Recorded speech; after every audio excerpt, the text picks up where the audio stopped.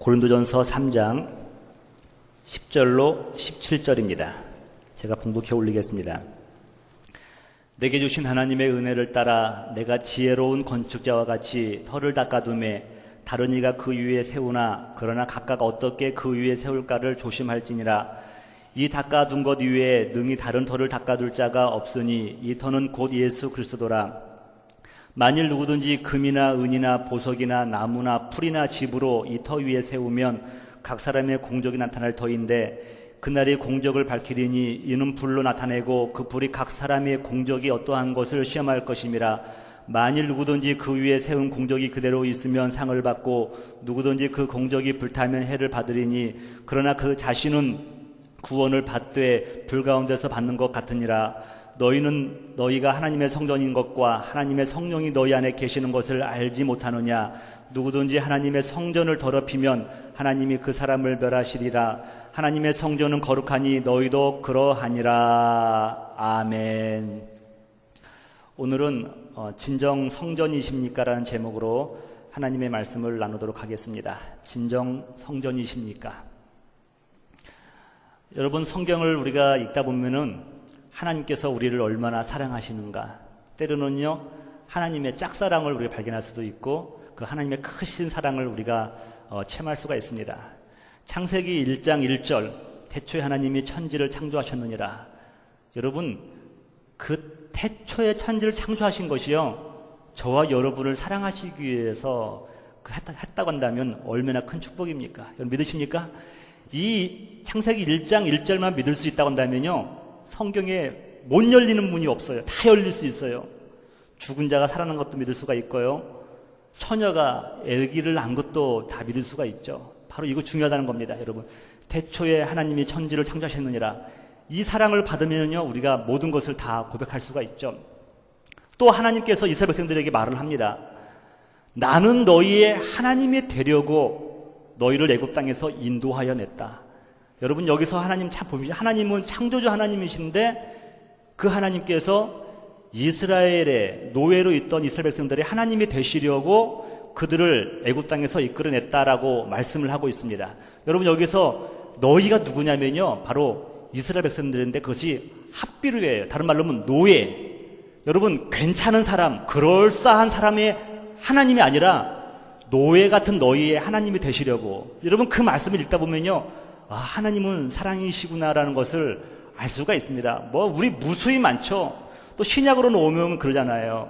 하나님이 세상을 참 사랑하사 독생자를 주셨으니 이는 저를 믿는 자마다 멸망치 않고 영생을 얻게 하려 하십니다. 하나님이 그의 아들을 세상에 보내신 것은 세상을 심판하려 하심이 아니요 오히려 세상을 구원하려 하심이다라고 말씀하고 있습니다. 여기서도 우리가 하나님의 사랑을 경험할 수가 있습니다.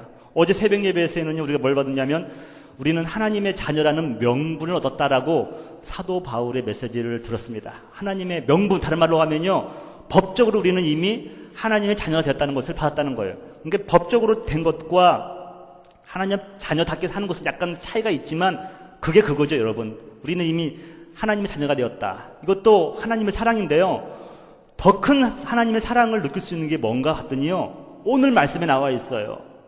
너희는 너희가 하나님의 성전인 것과 하나님의 성령이 너희 안에 거하시는 것을 알지 못하느냐 그랬어요. 다른 말로 하면 우리가 하나님의 성전이래요. 여러분, 이것이 하나님이 우리를 얼마나 사랑하신가를 여러분 느낄 수 있습니까? 이런 것 같은 거 여러분, 창조주 하나님께서 피조물 가운데 내주하고 계신다. 거기 거하시기를 원하셨다. 이것이 바로 하나님의 큰 사랑이고 아니고 무엇이겠습니까? 여러분 기쁘십니까? 하나님께서 여러분 안에 계시다고 하는데 여러분, 근데 여러분 표정이 밝지가 않네요. 별로. 왜 그럴까? 사실 그래요. 여러분, 하나님이 내 안에 계신다, 내가 하나님의 성전이다 하는 순간요 기쁨도 있지만 사실 두려움도 있는 거예요. 왜냐하면 내 자신을 내가 알거든요. 여러분, 미국이나 한국이나 어느 집에 방문할 때 미리 연락을 하고 양해를 구하고 가는 것이 A죠. 갑자기 들어닥치면은 얼마나 당황스럽겠습니까? 여러분, 내가 좀 이렇게 뭐랄까 좀 집도 정리하고 깨끗하게 했을 때 손님이 오시면 떳떳하게 맞이하는데 지저분하고 막 여러 가지 물건이 어려져 있는데 갑자기 손님이 발견하면 오게 된다면요 뭐 이렇게 뭐 그것을 유쾌하게 받아들일 사람은 별로 없죠. 여러분, 근데 깨달은 게 하나 있어요. 내 집에 그것과 상관없이 너무너무도 귀한 사람, 너무너무도 보고 싶은 사람, 너무너무도 그리운 사람이 오잖아요. 그러면 집이 더러운 게 문제가 아니에요. 맨발로 뛰어나가서 그 사람을 맞이할 수 있다는 겁니다. 여러분, 주님께서 우리까지 오시는데요, 뭐 우리가 깨끗해서 오는 거 아니에요. 우리가 성전이라는 거 말하는 것은 뭐냐면요, 오늘 저와 여러분들이 말씀 통해 깨달은 게 뭐냐면, 나의 영적인 상태와 상관없이도 하나님께서 나의 성전이다, 나의 전으로서 내 안에 계시다는 것이 얼마나 저와 여러분에게 축복이라는 것을 우리가 발견할 수 있을 것입니다. 오늘 말씀 통해서 여러분, 나는 아직 준비가 안 됐는데, 그게 아니라 하나님께서 나를 성전 삼아서 내 안에 계신다는 것이 얼마나 큰 축복인 것인가를 먼저 여러분들이 한번 누리시기를 주님의 이름으로 축복합니다. 첫 번째, 그래서 뭐냐면요, 먼저 우리가 하나님 앞에서 내가 온전치 않다는 것을 여러분들이 인정해야 되는 것입니다. 많은 분들이 오해를 해요. 많은 분들이 오해하는 게 뭐냐면요, 목사는 화장실도 안 갈 것이다. 여러분 오해하지 않습니까, 여러분? 목사는 죄도 안 지을 것이다. 여러분, 우리가 하나님의 성전이라고 했을 때는 상태를 볼 때, 여러분, 내가 온전히 죄의 죄자도 없고 깨끗한 상태를 말하면 좋겠지만, 그러한 사람이 어디 있겠습니까? 여러분, 오늘 우리가 여기 이 교회에서 1부, 2부 예배 드리고, 우리가 이제 여기서 예배를 드리고 있는데, 여러분 군데군데 보시면요, 종이도 떨어져 있고, 휴지도 떨어져 있고, 뭐 빵 조각도 떨어져 있고 그러잖아요. 떨어져 있는데, 그럼에도 불구하고 여기는 성전입니다. 여러분, 무슨 말인지 아시겠어요, 여러분? 그 이유가 뭐냐면요, 깨끗해서 성전이 아니라 하나님께서 친 찾아와 주시사 거하시기 때문에 성전이라는 것을 여러분 믿으시기 바랍니다. 같은 말이에요. 하루는 예수님께서 성전으로 올라가셨는데요, 깜짝 놀란 거예요. 성전에 가보니까요, 거기 완전히 매매하는 사람들이 몰려 있는 겁니다. 성전에서 뭐 짐승도 팔고, 또 어떤 사람은 환전도 하고 비둘기도 파는 겁니다. 예수님이 너무너무 마음이 아프셔가지고요, 의분이 나신 거예요. 의분. 예수님께서 막 성격이 그러지 않으신데 화가 나셔가지고, 의분이 나셔가지고 그 상을 뒤집어 엎습니다. 환정상을 뒤집어 엎고 새들을 날리고 막 그럽니다. 사람들이 수근수근거리죠. 그러면서 예수님께서 하시는 말씀이 뭐냐면, 내 집은 만민이 기도하는 집이다. 그러면서 하나님께서, 예수님께서 말씀하기를, 너희들은 왜 광대의 소굴로 만드느냐라고 말을 합니다. 여러분, 그 말씀을 잘 묵상해 보니까요, 그럼에도 불구하고 예수님은 성전에 계시더라고요. 강도의 소굴처럼 세상적인 작것들이 많이 있음에도 불구하고 예수님이 그 성전 안에 계시더라는 겁니다. 이 말씀 보면서 여러분, 그 매매하는 사람들, 환전상들, 비둘기 파는 사람들, 여러분, 그게 뭡니까? 그게 내 영적인 마음이에요. 주님이 우리를 성전 삼아서 우리 안에 계시다고 하는데 내 마음이 그렇게 온전하지 못한 상태를 가리키는 것입니다. 여러분, 사실 말을 보면은요, 이 성전이라는 곳이 우리 마음 가운데 있어서는 안 될 것들이 있을 수가 있어요. 또 있어야 될 것인데 없는 것도 있는 것입니다. 이것이 바로 저와 여러분들에게 성전에서 이 비애라는 것을 우리가 발견할 수가 있죠. 그래서 여러분 어떻습니까? 저도 목사지만 우리 마음 가운데 성전이라고 하는데 과거의 상처가 있어요. 과거에 아픔이 있어요. 저도 지금까지 이제 부목사 하면서 서너 명의 담임 목사를 이제 모셨는데 다 전부 다 저한테 유익을 하셨어요. 유익하시는데, 근데 저도 사람이잖아요. 그분들에게 알게 모르게 뭐 언행을 통하여서든지 뭐 행위를 통하여서 상처받은 것들이 있다고요. 근데 상처받은 이런 것들이 하나님께 예배드리러 나갈 때에 걸림돌이 된다는 것을 알았습니다, 여러분. 예를 들어 이런 거죠, 여러분. 과거에 아버지로부터 강한 상처를 받은 그 딸들은요, 남편과 사이가 안 좋을 수 있다는 거예요. 많은 사람들이 그렇게 말을 해요. 또 엄마로부터 학대를 받은 아들은요, 여러분 다 그런 건 아닌데 여성보다도 더 남자임에도 불구하고 동성애를 그런 걸 느낄 수 있는 확률이 많다는 겁니다. 그 이유가 뭐냐면 과거의 상처들이 그렇게 튀어나오는 겁니다. 또 우리 마음 가운데 시기가 있잖아요. 질투가 있잖아요. 그럼에도 불구하고 하나님께서 우리로 하여금 성전이라고 부르신다는 것입니다. 그러니까 우리는요, 내 스스로를 인정해야 돼. 나는 온전해서 성전이 아니라 약간 지저분해도 불구하고 주님이 찾아와 주셔서 내가 성전이 되었다라고 여러분 믿었을 때 우리의 신앙이 더 자라날 줄 믿습니다. 내 영적인 상태를 진단하는 것이 중요한 거예요. 내가 지금 어느 상태인가를 아는 것이 중요한 겁니다. 과거에는요, 나침판만 있으면 우리는 방향을 알고 갈 수가 있습니다. 여러분 지금은 나침판만 있으면요, 그러니까 북과 남을 알기 때문에요. 내가 지금 어디로 북쪽으로 갈 수는 있죠. 남쪽으로 갈 수 있죠. 근데 문제는 뭐냐면요. 이 나침판만 가지고서는요. 내가 지금 어디에 있는지를 몰라요. 여러분 자이로스코프라고 하는 거 아십니까, 여러분? 자이로스코프라는 것은요. 입체적인 건데 내 상하, 좌우, 앞뒤, 위아래 다 해가지고 내가 움직일 때마다 그 각도를 계산을 해가지고 지금 내가 어느 위치에 있고 내가 지금 어느 속도로 달려가고 있는 것인가를 알려주는 것이 자이로스코프의 그 원리예요. 그래서 여러분 우리 뭡니까 여기 내비게이션이라든가 그런 것들 있잖아요. 자동차에 보시면 좋은 차들은 해발 몇 미터에 올라가 있는가 그것도 다 나오잖아요. 이게 자이로스코프의 그 원리인데 생각을 해봤습니다, 여러분. 여러분들 내가 어디에 위치해 있는 것인가? 나는 온전하지 못한다고 하는데 그러면 내 위치는 지금 어디 있는 것인가를 알기 위해서 여러분들이 영적 자이로스코프 그걸 원리를 제공해 봐야 돼요. 내가 과연 어디에 있는 것인가? 그걸 알아야 된다는 것입니다. 여러분 여기 소아시아 7교회 중에서 라오디아 교회라고 있는 교회가 있는데 이 교회는요, 이 동네는 참 유복한 동네예요. 여러분 팜스프링 가면 여러분 우리 뜨거운 온천이 나오지 않습니까? 근데 이 라오디아 교회는요, 좀 멀리 떨어져 있는 히에라폴리스라고 하는 곳에서 뜨거운 물이 온천이 나와가지고 그 물을 관계수로로 해가지고 거기까지 끌고 옵니다. 물 끌고 오다 보니까요, 뜨거웠던 물이 오면서 식어서 정작 여기서 이제 물을 먹으려고 하든가 목욕하려고 보면요, 미지근한 거예요. 뜨겁지도 않고 차갑지도 않은 거예요. 그걸 빗대어 사는 예수님께서 말씀하시는 거죠. 너희 신앙이 이렇게 뜨겁지도 않고 차갑지도 않도다라고 하면서 라오디아 교회를 위해서 말씀하시는데요. 정작 이 라오디게 교회의 문제는 뭐냐면요, 자기가 지금 어떤 상태에 있는지를 알지 못하는 거예요. 내가 영적인 상태로서 내가 어느 상태에 있는지를 모르는 겁니다. 그것을 예수님께서 이렇게 말씀하셨죠. 여러분 우리 계시록 3장 17절에 보시면 내가 말하기를 나는 부자라 부유하여 부족한 것이 없다. 여러분 지금 그들이 하는 말이에요. 우리는 부자야. 여러분 우리는 넘쳐나 그렇게 자랑할 수 있지 않습니까? 근데 예수님이 말씀하시기를 그러나 내 곤고한 것과 가련한 것과 가난한 것과 눈먼 것과 벌거벗은 것을 알지 못하느냐. 왜 몰랐습니까, 여러분? 영적 자이로스코프가 없었기 때문에 그래요. 내가 지금 어디에 있는지를 모르는 거예요. 그냥 방향만 알고 있는 거죠, 방향만. 근데 정작 올바로 가기 위해서는 내가 지금 어디에 처해 있는가를 알지 못한다는 것이 이 라오디게아 교회의 가장 큰 문제였던 것입니다.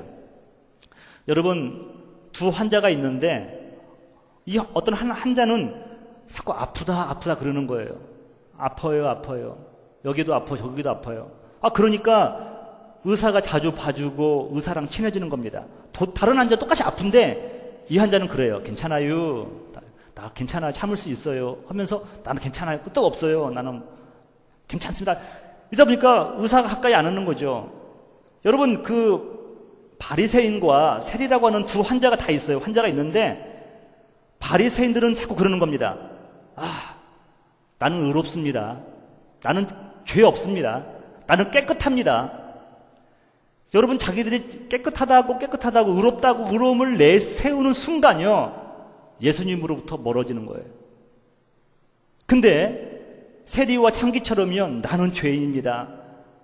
나는 하나님 앞에서 지은 건 죄밖에 없습니다. 자기를 하나님 앞에서 내리우고 죄임을 고백하고 회개를 하니까요, 자기의 더러움을 하나님 앞에서 드러내면 드러낼수록 예수님과 가까워지더라는 겁니다. 여러분들이 오늘 우리가 영적 자이로스코프, 내가 어디에 있는 것인가? 여러분 볼 때 먼저 중요한 게 뭐냐면, 나는 지금 하나님 주님 앞에서 내 의로움을 내세우는 것인가? 아니면 나는 죄인임을 자복하고 엎드려 있는 것을 한번 살펴보시기 바랍니다. 그때 비로소 우리는 알 수가 있는 거죠. 내가 처한 위치가 어디 있는 것인가를 알 수가 있다는 것입니다. 여러분, 죄 없는 자가 우리 예수님과 친근한 건 아니에요. 그건 오해예요, 여러분. 죄를 회개한 자가 우리 예수님과 친근할 줄 믿습니다. 저도 마찬가지예요. 말씀을 전하는 목사가 죄가 없어서 그런 것이 아니라 하나님 앞에 죄용성을 받고 그리스도의 보혈로 씻김 받았기 때문에 여러분 앞에 서서 말씀을 전할 수 있다는 것을 여러분 깨달으시기 바랍니다. 여러분, 그렇다고 한다면 영적 자이로스코프, 내 위치가 어디 있는가를 뭘 통해 살 수가 있습니까? 이런 거예요, 여러분. 말씀을 듣고요, 말씀을 묵상하고 또 말씀으로 우리가 기도를 하는 겁니다. 그걸 통하여서 우리가 알 수가 있는 것이죠.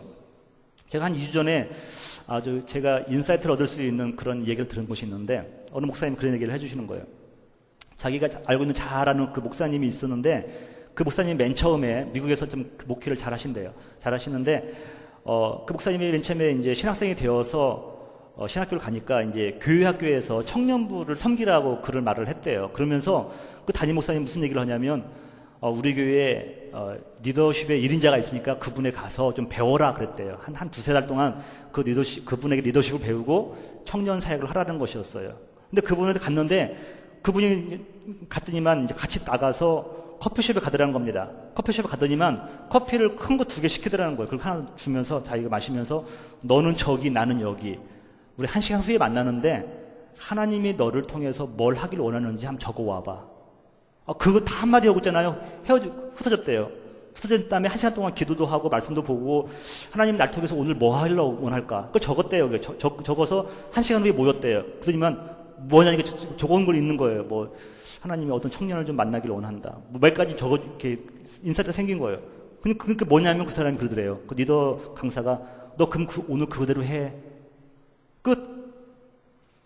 여러분 이게 무슨 말인지 아세요, 여러분? 근데 그것이 여러분 기초가 돼서 그분은 일평생 동안 하루 시작할 때마다 그러는 거예요. 하나님 내가 오늘 뭘 할까요? 뭘 할까요? 하나님이 감동 주는 대로만 움직였대요.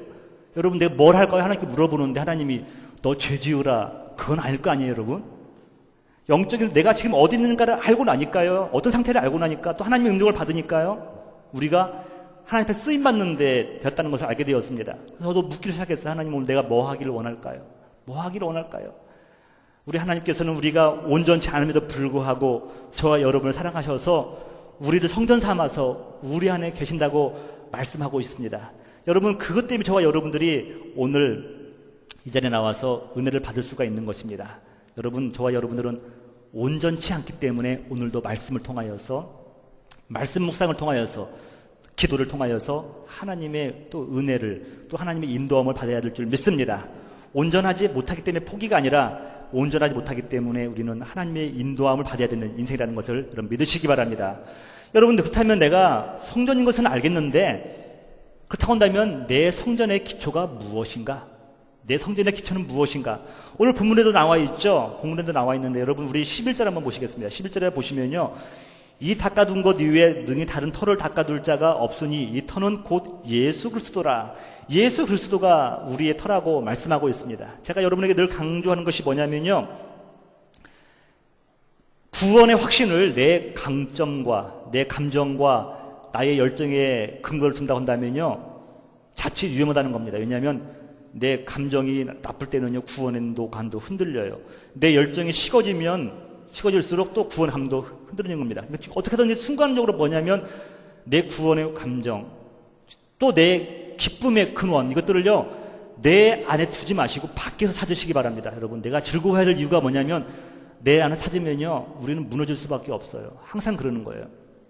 제가 오래전에 읽었던 책 중에 하나가 그 일본의 경영의 신 마츠시다 고노스케라고 하는 사람의 저서를 읽었는데 그분이 이제 수많은 사람들이 이제 마츠시다에 이제 와서 이제 일을 하기 위해서 어플라이 할 거 아닙니까? 그러면서 여러 가지 막 절차를 거쳐서 최종으로 한 2배수 되는 사람들이 모인 가운데서 이 회장의 이제 마츠다 고노스케랑 같이 이제 인터뷰를 하는 단계가 있대요. 근데 이 마츠다 고노스케가 뽑았던 사람의 특징이 있대요. 어떤 사람이냐면 이게 말한대요. 너 이렇게 수많은 어려운 관문들 통하고 여기까지 왔는데 여기에 올라온 그 힘이 파워가 그 에너지가 뭐냐? 그러면요 많은 사람들 그런데요. 내가 열심히 공부했습니다. 영어를 열심히 준비하고 내 경영학을 열심히 공부했습니다. 죄송합니다만 이런 사람들 다 떨어졌대요. 근데 이런 사람은 보셨대요.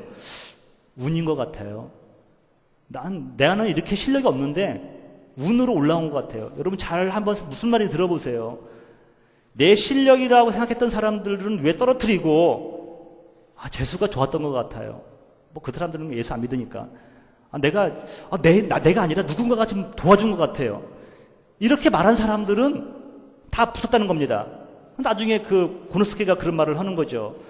자기 힘으로 올라왔던 사람들은요, 어느 한 한계에 부딪히면은 꺾인대요. 더 이상 거기를 넘을 수가 없대요. 근데 누군가가 도와준 것 같다. 누군가가 도와줘서 내 힘이 아니라 여기까지 왔다. 운이 좋았다. 이렇게 말은 한 사람들은요, 어려운 상황 닥치면은요, 기대하는 거 있다는 거예요. 뭐 지금까지 온 것도 내 힘이 아닌데. 그러면서 그거 뚫고 나갈 수 있는 힘이 있다는 것입니다. 여러분, 이것은 바로 우리가 다른 얘기 들렸지만 우리 예수님께서 말씀하는 게 뭐냐면요, 그런 거죠. 구원의 근거, 이 모든 것들을 네 안에 찾지 말고 다 너 밖에서 영적인 근거, 붙잡을 수 있는 것에서 그 근거를 찾으라고 말씀하고 있는 것입니다. 여러분, 그 가이사랴 지방에 가면 그 빌립보라고 하는 동네가 있는데요, 가버나움 빌립보라고 있는데, 거기에 예수님께서 하루는 지나가시다가 제자들에게 묻습니다. 무슨 말을 질문하냐면요,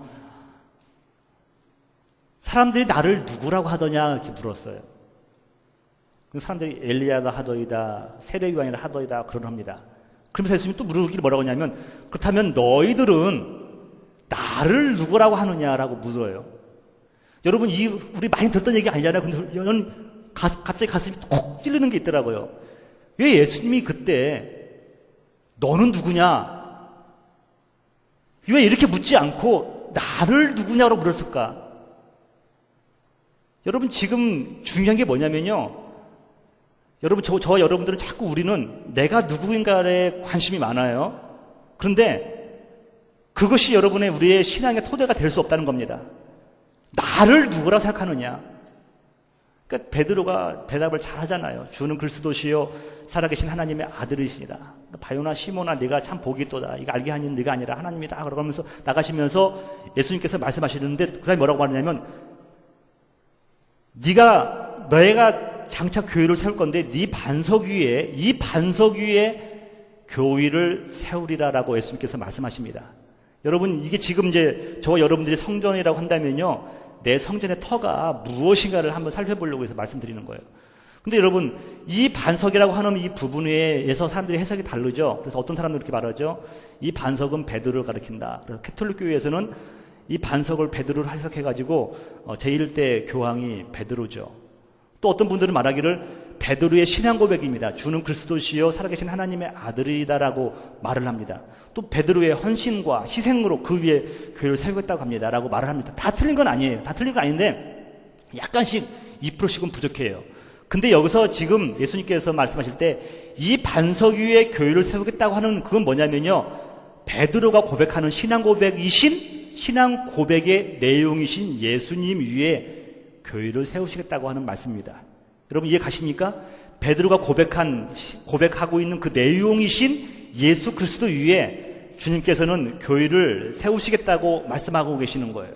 그래서 여러분들, 저와 여러분들이 성전이라고 한다면 우리 성전 터는요, 내 자신에 있는 것이 아니라 바로 예수 그리스도의 바로 그분 위에 세워졌다는 그런 교회라는 것을 저와 여러분들이 알아야 될 줄 믿습니다.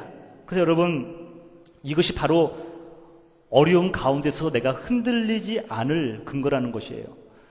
여러분, 다윗은 유대하지만 그 인생을 돌아보면요, 아픈 일들이 굉장히 많았어요. 아픔이 없는 인생이 없어요. 가장 아픈 게 뭐냐면 자기가 낳은 자녀가 간신배들과 쿵짝쿵짝하면서 자기를 죽이고 왕위를 찬탈하겠다는 겁니다.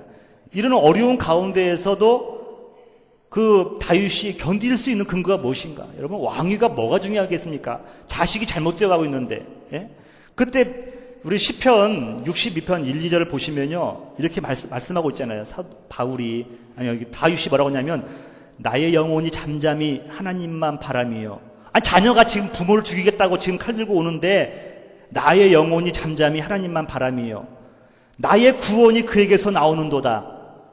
오직 그만이 나의 반석이요, 나의 구원이요, 나의 요새시니 내가 크게 흔들리지 아니하리로다. 저는 이 말씀 보면서요, 은혜 받았어요. 다윗도 고난 중에 있구나. 이거 다 아는 것이 뭐가 있냐면 여러분 끝에 보면 보세요. 내가 크게 흔들리지 아니하려다. 여러분 이게 무슨 말이에요? 그럼 작게는 흔들리겠다는 거예요. 여러분. 예? 여러분 어떤 사람이 이렇게 어려움 당했는데 흔들리지 않겠습니까? 근데 지금 다윗이 말한 게 뭐냐면요. 그러나 이것이 나의 근간을 흔들지 않는다는 거예요. 때로는 내 마음이 상하기도 하고 아프기도 하고 약간은 흔들릴 수가 있지만 그러나 내가 나의 반석이신 하나님 그분이 나는 세워졌기 때문에 내가 결코 크게 흔들리지 않겠다라고 말씀을 하고 있는 것입니다. 예수 그리스도를 토대로 삼으신 그런 분들은요 이런 고백을 할 수가 있어요. 여러분 예수 그리스도에게 토대를 삼았다, 그 반석을 삼았다고 하는 그 이유가 무엇입니까? 그 마태복음 7장에 보니까 예수님께서 이런 말씀을 하셔요. 나의 말을 듣고 행하는 자는 반석 위에 집을 지은 사람과 같다. 그러나 말을 듣고 행하지 않은 사람은 모래 위에 집을 지은 것 같다라고 표현하고 있습니다. 이 말씀을 잘 보면요, 말씀을 듣고 행하는 자, 말씀을 들었는데 행치 않은 자. 근데 중요한 건 뭐냐면 이 둘 다 건물을 지었어요. 건물을 몇 층인지 모르겠는데 잘 지었어요. 둘 다 건물을 잘 지은 겁니다. 지었는데 중요한 게 뭐냐면 그렇다고 한다면 말씀을 들었는데 말씀을 안 들은 건 아닌데 말씀을 들은 한 사람은 말씀을 듣고 그 말씀대로 집을 지은 거예요. 이게 반석 위에 지은 거예요. 근데 한 사람은 말씀을 들었는데 그 말씀을 들었지만 그걸 무시하고 자기 마음대로 집을 지은 거예요. 이 사람이 바로 모래 위에 집을 지은 겁니다. 여러분 예수 그리스도 토대라는 건 뭐냐면요, 예수님의 말씀을 듣고요 그 말씀대로 살아가는 걸 말하는 거예요. 그 말씀대로 따라가는 걸 말하는 거예요. 예수님에 대해서 많이 아는 것이 아니라 적지 않다 할지라도 예수님처럼 살려고 노력하는 것, 낮은 자를 높이 섬기고 가난한 사람들을 나누어주고 그 예수님의 모습을 살고자 하는 그 모습이 바로 말씀하시고 있는 예수 그리스도의 토대 위에 세워진 그런 인생이라는 것을 보게 되는 것입니다. 여러분 오늘 저와 여러분들에게 있어서 나는 성전인데 나의 성전의 토대는 바로 예수 그리스도다. 예수 그리스도 토대는 또 무엇인가? 예수님의 말씀을 듣고 내 마음대로 아니라 예수님이 원하시는 곳에, 예수님이 있으라는 곳에, 가라는 곳에 가는 것, 바로 이것이 반석 위에 짓는 집이라는 것을 깨달으시기 바랍니다. 자, 마지막으로는 오늘 뭐냐면요, 이제는 책임성을 가지고서 우리가 영적으로 자라나야 된다는 거예요. 말씀을 들었으니까 이제 자라나야 되는데, 여러분 내가 성전이라고 한다면 하나님께서 우리를 성전 삼으신 분명한 이유가 있다고 저는 생각합니다. 목적이 없는 그런 것이 없잖아요, 여러분. 목적이 분명히 있어요. 하나님께서 저와 여러분을 성전 삼으셨다고 한다면 성전을 삼아야만 될 이유가 분명히 있는데, 첫 번째가 뭐냐면요, 바로 거기에 우리와 함께 거하시기를 원하는 거예요. 우리의 주인 되기를 원하시는 거예요. 우리의 주인 되기를 원하시고, 여러분 하나님이 우리가 성전인데 하나님이 우리 주인이시고, 그럼 우리는 누굴까요? 우리가 제사장이에요. 내 성전에 내가 제사장이야. 내가 하나님을 섬기는 거예요. 내가 예배를 집도하는 거예요. 그래서 여러분 예배 생활을 잘하는 것이 아니라 생활 가운데서 생활 예배 잘하는 거죠. 언제든 어디서든지 간에 하나님과 함께 하나님이 나한테 거하기를 원하신다는 것이 성전을 삼으신 이유입니다. 두 번째는 뭐냐면요, 거룩한 삶, 구별된 삶을 원하시는 거예요. 예? 거룩한 삶을 살기를 원하시고 구별된 삶을 원하시는 거죠. 우리가 지금 레위기를 우리가 말씀을 여러분 듣지 않았습니까? 우리 홈페이지 가보면 있는데, 레위기 읽다 보면 계속 그 레위기의 별명이 뭐냐면 거룩하게 하는 책이에요. 근데 뭐가 거룩한가 봤더니요, 구별해요. 죄인과 아닌 사람을 거룩한 것과 그렇지 않은 것을 구별하고, 자꾸 짐 밖으로, 거룩하지 않은 것은 짐 밖으로 내보내라 하고 하죠. 그게 뭐냐면 구별시키는 거예요. 거룩하게 만드는 거죠. 하나님이 기뻐하지 않는 것을 자꾸 내보내고 하나님이 원하는 것은 내가 받아들이고, 이러한 것을 하는 것이죠. 하루아침에는 되는 건 아니지만 한 걸음 한 걸음 하면서 나가는 거죠. 또 하나님께서 성전을 삼으신 이유가 뭐냐면, 세 번째가 뭐냐면, 제가 여러분을 강조하고 싶어요. 열방을 향한 중보의 삶이라는 겁니다. 열방을 향한 중보의 삶. 우리 한국 사람들이 참 좋아하는 단어가 우리라는 거죠. 제 아내인데 우리 아내 그래요. 우리 아내. 한국 사람들은 그 울타리가 우리 아닙니까? 이 우리 안에 같이 들어오면은요, 그렇게 편할 수가 없대요. 그래서 막 만들어야 돼요. 학교도 틀려, 고향도 틀려. 그러면 보니까 성이 같아. 그러면 마음이 편해지는 겁니다. 뭐든지 하나 같아서 한 울타리에 가둬두면 한국 사람들은 편하대요. 그래서 그러다 보니까요, 같은 주님의 교회인데도 우리 교회만, 우리 성도님들만, 우리 민족만, 우리 가정만, 우리 자녀만 이렇게 해야 우리는 편한 걸 알고 있습니다. 근데 여러분, 우리를 성전 삼으신 이유는 뭐냐면요, 우리 예수님께서 그 말씀을 하셨어요. 여러분, 마가복음 11장 17절 보시면요, 내 집은 만민이 기도하는 집이다라고 표현하고 있습니다. 그래서 제가 여러분, 영어 발음은 안 좋지만 여기 영어를 잠깐 넣어봤어요. 근데 그 이유가 뭐냐면 영어로 넣으니까 좀 더 이 뜻이 분명해져요. My house will be called a house of prayer for all nations. 내 집은 기도하는 집은 맞는데 열방을 위해서, all nation, 만민, 열방을 위해서, 그들을 위해서 기도하는 집이라는 겁니다. 다른 말로 뭐냐면 우리만 아니라요, 세상을 향해서, 열방을 향해서 나가는, 섬기는 그런 성전이라는 것을 말씀하고 있는 것이에요. 여러분 믿으십니까? 하나님이 여러분을 기대하는 건 뭐냐면요, 우리만 아니에요. 우리만 아니라 이제는 열방을 나가서 섬기도록 하는 것이 바로 성전을 삼으신 이유라는 것입니다. 그리고 마지막으로는요, 우리가 자라나야 된다는 것이에요. 성전에 좀 더 깨끗해진다는 것이에요. 여러분, 옛집에서 새집으로 가면요, 새집 사서 좋잖아요. 기분 좋잖아요, 여러분. 근데 놀랍게도 옛집에 있는 모든 가구도 같이 가는 거 아십니까? 새집으로 이사 갔다가 다 버리고 새 가구 사는 거 아니잖아요. 가잖아요. 그러다가 이제 좀 옛가구들은 이제 못 쓸 것들은 하나씩 버리면서 새 가구로 들여놓는 거예요. 여러분, 우리가 주님을 알기 전에 우리의 품성이 남아있잖아요. 예수 믿었다고 해서 하루아침에 우리가 하나님의 거룩한 자녀가 됩니까? 되면 좋겠지만 안 돼요. 근데 방법 뭐냐면 하나씩 고쳐가는 거예요. 하나씩 기도 생활도 시작하고 말씀 생활도 시작하고 이제는 헌금 생활도 시작하고 이제는 나밖에 몰랐는데 이제 외국들도 돌아보기도 하고 조금씩 옛 생활을 하나씩 내려놓고 이제 새 생활로 바꾸어가는 거죠. 이것이 뭐냐면 이것이 자라난다고 하는 표현입니다. 제가 에베소서 4장 13절을요 공동 번역으로 올려놨어요. 한번 다 같이 읽어보실래요? 공동 번역이 더 쉽더라고요. 시작. 마침내 우리 모두가 하나님의 아드님에 대한 믿음과 지식에 있어서 하나가 되어 성숙한 인간으로서 그리스도의 완전성에 도달하게 되는 것이다. 이게 분명히 나왔어요. 장성한 그리스도, 장성한 분량은 우리 어려운데 그리스도의 완전성에 도달하게 하는 것, 이것이 저와 여러분을 성전 삼으신 하나님의 귀한 뜻인 줄 믿습니다. 여러분, 중요한 게 뭐냐면 내 힘으로 하는 거 아니에요. 하나님의 에너지로 하는 거예요. 그래서 오늘 말씀을 마치면서 여러분에게 오늘 이 말씀을 여러분에게 축복으로 주고 싶어요. 세상의 축복자로 살아가라. 여러분들이 성전을 믿으십니까? 여러분이 성전을 믿는 순간, 하나님 전임을 믿는 순간 세상 사람들은 여러분을 향해서 복을 받게 되어 있어요. 에스겔이 환상을 봅니다. 어떻게 이스라엘과 유다 백성들이 회복될 것인가를 성전을 통하여서 환상을 보는데요. 그게 바로 에스겔 47장 1절이에요. 그가 나를 데리고 성전문에 이르시니 성전의 앞면이 동쪽을 향하였는데 그 문지방 밑에서 물이 나와. 여러분, 이 물이 뭐예요? 생명수 아닙니까? 물이 나와서 동쪽으로 흐르다가 성전 오른쪽 제단 남쪽으로 흘러내리더라. 저와 여러분들이 성전이라고 한다면요, 여러분을 통하여서 생수의 강이 흘러나올 줄 믿습니다. 여러분을 통하여서 많은 영혼들이 갈증을 해소할 줄 믿습니다. 하나님 저와 여러분을 부르시고 성전을 삼으신 이유예요. 그때 여러분 세상에 나가서 이제는요, 담대하게 선포하십시오. 담대하게 여러분 부르짖으십시오. 여러분, 축복하며 나가십시오. 여러분은 성전이기 때문에 여러분을 통하여 세상이 복을 받을 줄 믿습니다. 오늘 이 말씀을 통하여서 여러분 남녀생 가운데 큰 복이 되는 여러분 되시기를 주님의 이름으로 축복합니다. 아멘.